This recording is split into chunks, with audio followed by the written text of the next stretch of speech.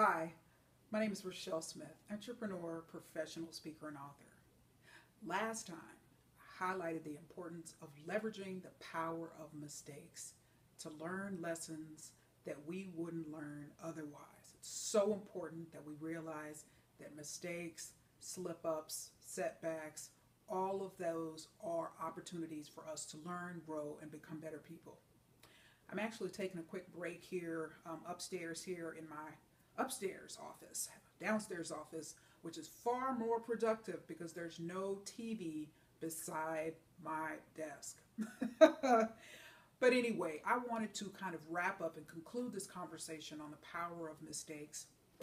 It's just really encouraging you, as I said, it's so common for us to fall into guilt and shame and condemnation and what was I thinking and how could I have been so crazy? And, there's myriad different expressions and things that folks often say when mistakes happen. Okay, some mistakes are inevitable, and some mistakes, of course, you can kind of foresee them, and many, of course, cannot be foreseen.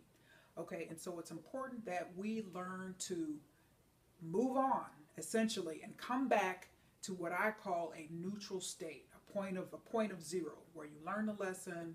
You're not bitter, you're not mad, you're not angry.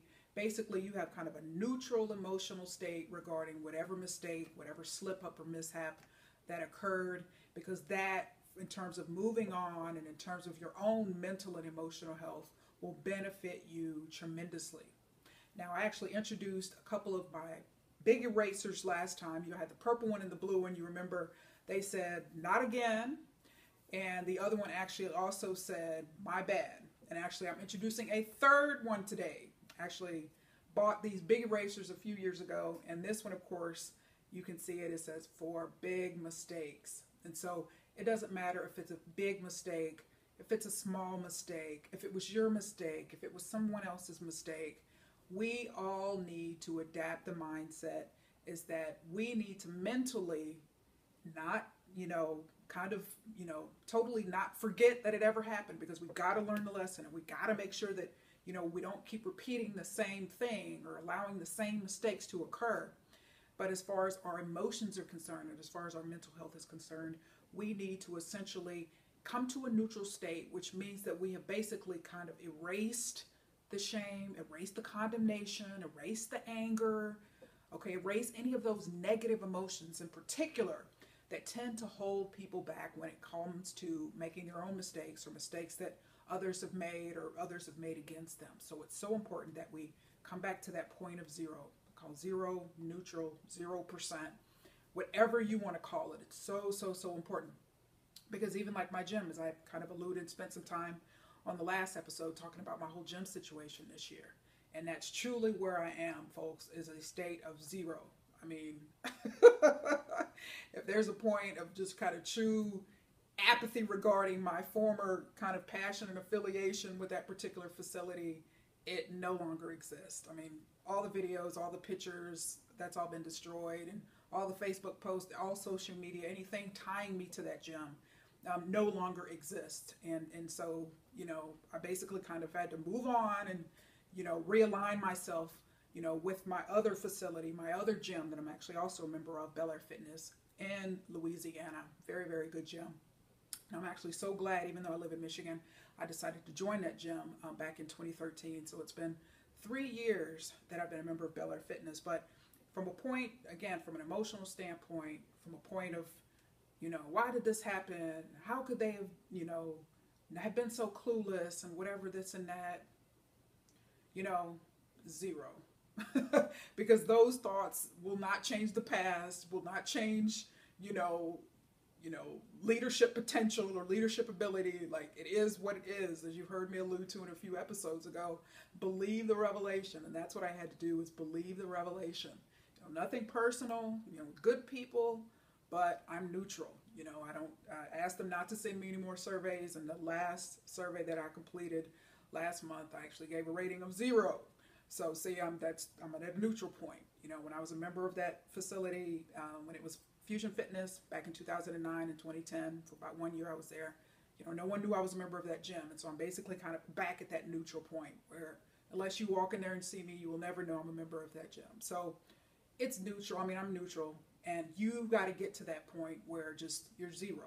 You're neutral. You can basically kind of stand on the sidelines of the situation and just kind of look at it, and just have, from an emotional standpoint, from a mental standpoint, where it's not jarring you, where it's not upsetting you, where you're not furious, you're not frustrated, you're not angry. Because, folks, mistakes are going to happen. No one wakes up every day saying, yes, today's the day I'm going to make 5 big mistakes. No one does that.